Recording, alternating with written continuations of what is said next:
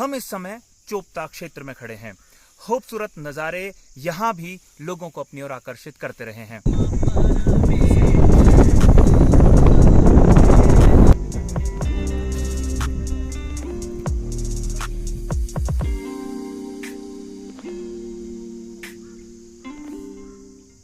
मेरे ठीक पीछे पहाड़ी जो दिखाई दे रही है, ये बताता है कि यहाँ कितनी खूबसूरती है।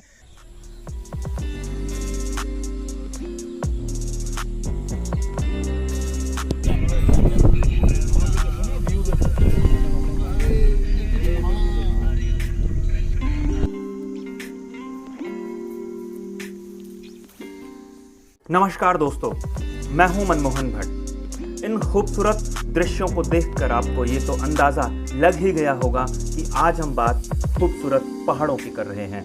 खूबसूरत हिल स्टेशन की बात हो रही है, खूबसूरत चोपता की बात हो रही है जो रुद्रप्रयाग ज़िले में है। खूबसूरत बुग्यालों, खूबसूरत पहाड़ियों के लिए मशहूर चोपता एक ऐसा हिल स्टेशन जिसे स्विट्जरलैंड के नाम से भी जाना जाता है। जी हाँ, इसे उत्तराखंड का स्विट्जरलैंड भी कहा जाता है। मूल रूप से रुद्रप्रयाग जिले में स्विट्जरलैंड मौजूद है और यहाँ से जो गोपेश्वर चमोली जिला का मुख्यालय है वो भी काफी नजदीक है। अगर चोपता को देखते हैं तो इसके आसपास का वातावरण बेहद खूबसूरत, बहुत शांति देने वाला है। चारों तरफ देवदार और बुरांस के जंगल दिखाई देते हैं। चारों तरफ खूबसूरत बुग्याल हैं जो आकर्षित करते रहते हैं। ऐसी हरियाली है, ऐसी खूबसूरती है जो पूरे वातावरण को, पूरे तन मन को शुद्ध कर देती है। जगह जगह बुरांस के पेड़ हैं, कहीं लाल तो कहीं सफेद बुरांस मन को आकर्षित करता है।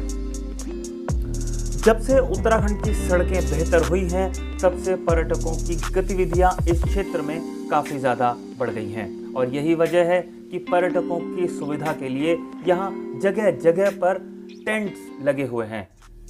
टेंटेड कॉलोनीज या टेंटेड एकोमोडेशन बहुत आसानी से मिल जाती है और पर्यटक यहाँ एडवेंचर टूरिज्म का भी मजा लेते हैं। गर्मियों में तो यहाँ अक्सर भीड़ पाई ही जाती थी, लेकिन पिछले कुछ वर्षों से यहाँ सर्दियों में भी पर्यटकों की भारी भीड़ उमड़ जाती है। उसकी एक खास वजह है क्योंकि चोपता से हिमालय के पहाड़, बर्फ से लकदक पहाड़ साफ दिखाई देते हैं। जो पर्यटक यहाँ आते हैं उनकी खुशी का ठिकाना नहीं रहता। वो यहाँ आकर मंत्रमुग्ध हो जाते हैं। अपनी खुशी का, अपने एंजॉयमेंट का किस तरीके से पर्यटकों ने स्वागत किया वो आप खुद ही सुनिए। उत्तराखंड की खूबसूरत वादियां हमेशा ही पर्यटकों को, श्रद्धालुओं को अपनी ओर आकर्षित करती हैं। हम इस समय चोपता क्षेत्र में खड़े हैं। खूबसूरत नज़ारे यहाँ भी लोगों को अपनी ओर आकर्षित करते रहे हैं। मेरे ठीक पीछे पहाड़ी जो दिखाई दे रही है, ये बताता है कि यहाँ कितनी खूबसूरती है। बर्फ के जो पहाड़ हैं वो सबसे ज़्यादा आकर्षण का केंद्र होते हैं।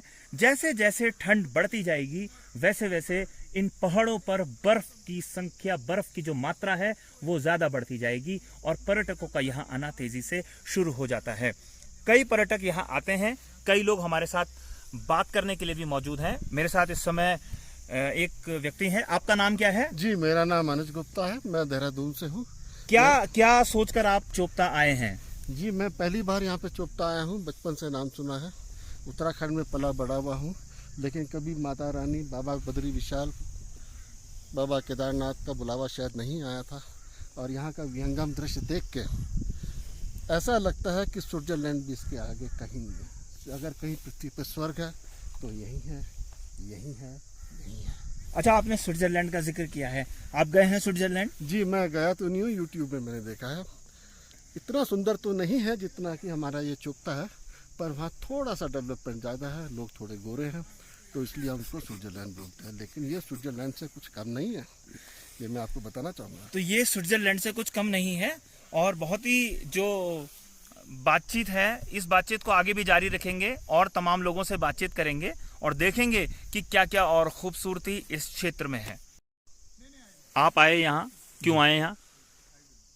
हम यहाँ पे भाई साहब हम आए थे। यहाँ पे काली मठ मंदिर है और बहुत सिद्ध पीठ है। जैसे कामाख्या, 4 सिद्ध पीठ हैं बताए गए हैं, उसमें कामाख्या जैसे हैं उसी तरीके से काली मठ हमारे यहाँ पे बहुत प्रसिद्ध और सिद्ध पीठ है, जहाँ पे रक्त बीज का संहार हुआ था। तो उसको वहाँ हम दर्शन के लिए आए थे। उसके बाद हम वापसी में जा रहे थे तो हमें चोपता के बारे में हमने काफ़ी सुना था, तो इसलिए आज हमने सोचा चलो हमारे पास समय है तो हम चोपता भी देखते हैं। लेकिन जब यहाँ हम पहुँचे हैं तो भाई साहब ये स्वर्ग से, मतलब अगर कहीं स्वर्ग है तो यहीं है।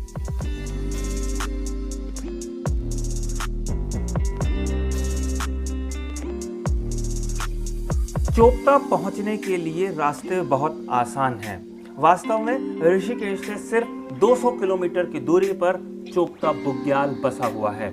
यहां पहुंचने के लिए ऋषिकेश से देवप्रयाग, श्रीनगर गढ़वाल और रुद्रप्रयाग पहुंचा जाता है और उसके बाद चोपता का रास्ता बहुत ही कम बचता है।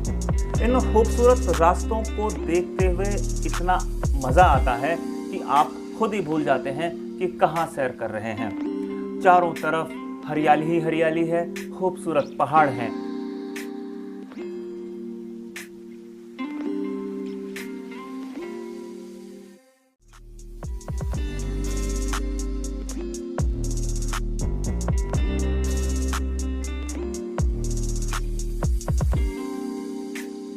खूबसूरत पहाड़ों के ये दृश्य आपको खूब मस्त कर देते हैं।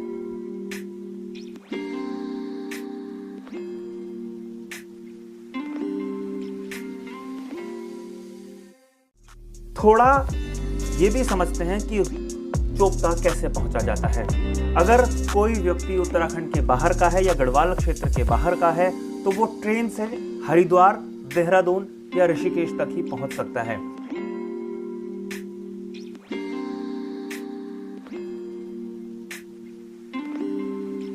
अगर कोई व्यक्ति फ्लाइट से यहाँ पहुँचना चाहता है तो ऋषिकेश के पास जो जॉली ग्रांट एयरपोर्ट है वहीं तक फ्लाइट आती है। उसके बाद सरकारी बस या निजी बस के जरिए ही चोपता पहुँचा जा सकता है। जीप या अपनी गाड़ी के जरिए भी चोपता का सफ़र तय किया जा सकता है। चोपता तक पहुँचने के जो रास्ते हैं वो अपने आप में बहुत खूबसूरत हैं। चारों तरफ की हरियाली, चारों तरफ के पहाड़, खूबसूरत वातावरण ऐसा है जो मन को मंत्रमुग्ध कर देता है। और यहाँ पहुँचने के बाद तो जो अनुभूति होती है वो शब्दों में बयान नहीं की जा सकती। उस अनुभूति को पाने के लिए आपको चोपता ही आना होगा।